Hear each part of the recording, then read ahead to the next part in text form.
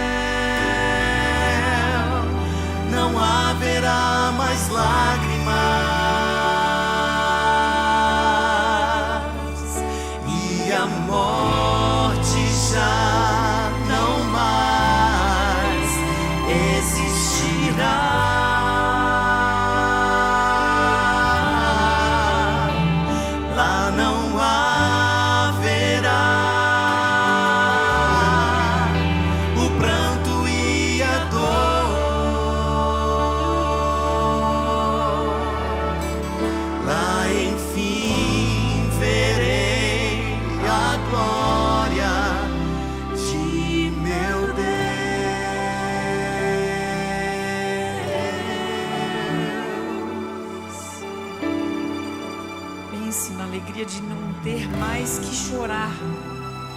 Você só vai chorar de alegria lá. Amém? É preciso ser puro para entrar na Santa Jerusalém. Ter as vestes lavadas pelo sangue do Cordeiro de Deus. Eis que logo ele vem e a recompensa ele trará.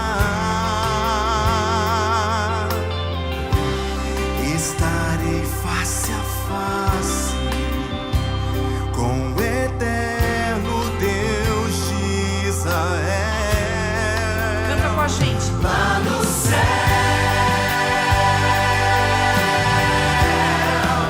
não haverá mais lágrimas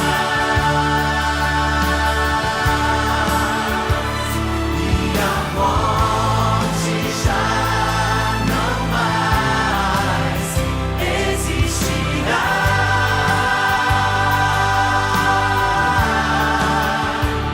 Lá não haverá o pranto e a dor.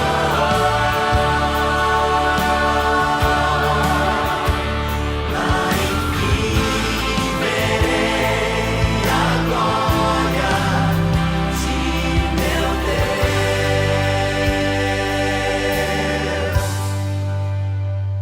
Lá no céu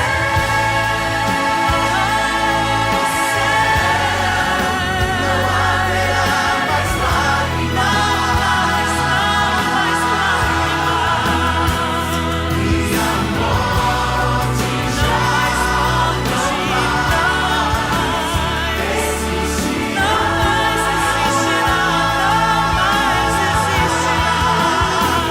Lá não haverá o pranto e a dor.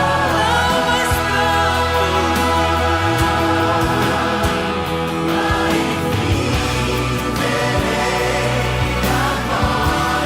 de meu Deus.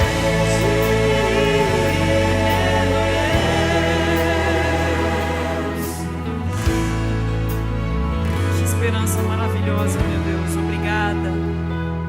Obrigada por nos dar, por nos colocar essa esperança no coração.